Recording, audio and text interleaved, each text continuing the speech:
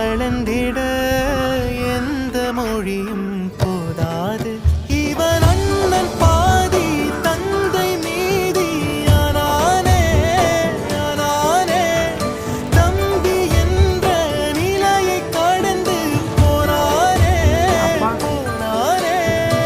ஆடி சூழ்ந்த உலகிலே யாவும் அழகாச்சே. வயதை மீறிய வாழ்விலே சிறு கவிதை உருவாச்சே. தாண்டிடும்